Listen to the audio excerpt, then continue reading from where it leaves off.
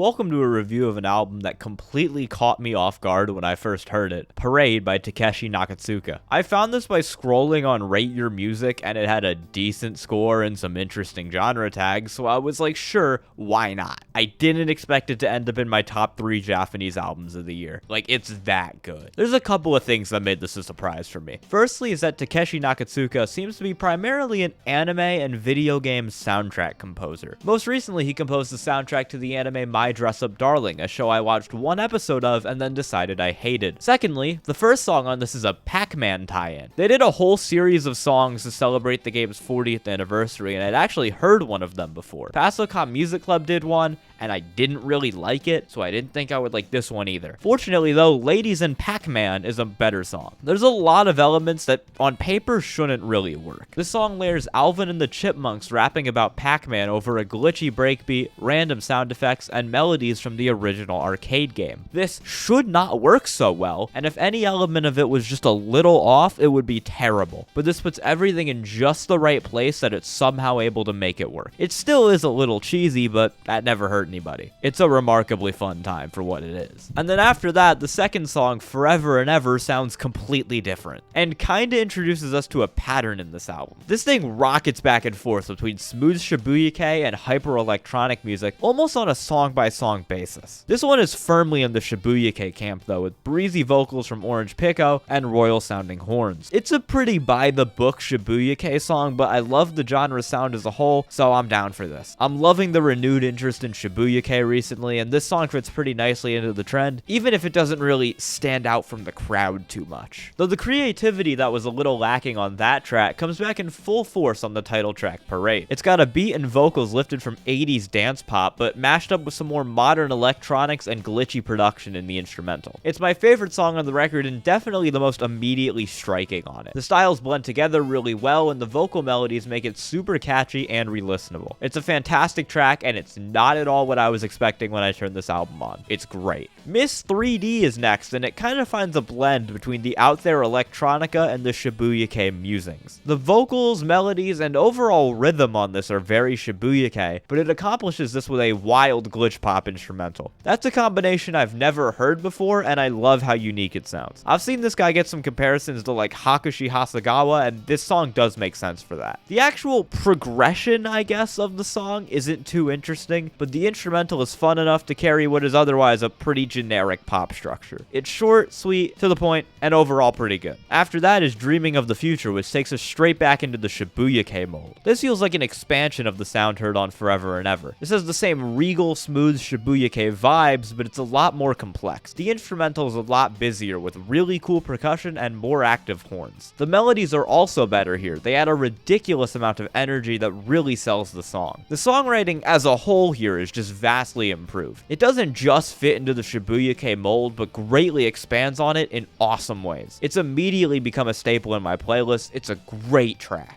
And then completely opposite Dreaming of the Future is CRYPTOMERIA, which isn't even a pop song. It's a super glitchy and trippy electronic burst. I'm not at all a connoisseur of electronic music, so it's not entirely my thing, but it's still pretty cool. The glitchy melodies are fun, and I like the overall bouncy sound it has. The sound design and production chops are definitely really good, so if you're into this kind of EDM, you'll probably get a lot more out of this than I did. I still like it though, so that says a lot, hopefully. And then like I said earlier, this album rockets right back into shibuyake on僕は知ってるfeaturing Pet, and I don't like this one as much. This is the weakest song on the album for me. The songwriting just isn't great. I said that Forever and Ever fit too much into a generic shibuyake mold, and this song does that even more so. It's very standard. There's just not a lot of energy on it. The production also feels a lot lazier compared to every other song on the record. It's just kinda boring, especially in comparison to the 2 songs already on the album that are basically just this, but better. Just a Minute Please is once again a complete tonal shift. This is another fast electropop song. It's kinda similar to Parade, but with less 80s dance pop and more synth funk. It's definitely the most rock feeling song on the album too, and that's mostly because it's propelled by a really cool breakbeat. The horns, background vocals, and kind of the melodies remind me of a spy thriller movie. The percussion picks it back up from last song and is once again really good, and the songwriting is back above water too. It's a nice bounce back from the weakest song on the album, album, and it's quite good in its own right. And that spy thriller theme surprisingly gets continued into the final track on this album, KIREI. This feels a bit like a continuation of Just a Minute Please, at least in sound. The melodies are once again good, and it has some more of that noir vibe. The instrumental is more scattered here, but not in a bad way. This song makes great use of space. You can really hear the sounds pan out across your headphones. The only thing I'm a little mixed on here is using this as an album closer. Quite frankly, I think Dreaming of the Future would have worked better, but this isn't a bad choice or anything. It ends the album on what is arguably its most energetic song, and that's always a pretty safe choice. So yeah, I really like Parade, way more than I thought I would going into it. There's some obvious standouts here in the title track and Dreaming of the Future, but the rest of the album is enough quality to hold your interest. It's 33 minutes, so it doesn't overstay its welcome, and it's consistently changing sounds to keep you on your toes. The electronic production, use of sound, and the fact that he's able to blend that stuff so well into pop songs is consistently amazing. I'm giving this an 8 to even an 8.5 out of 10. This is probably my number 3 Japanese album of the year, and it could definitely grow on me with more listens. I listened to Dreaming of the Future and Parade like 15 times while writing this review. They definitely did grow on me. Thank you for watching.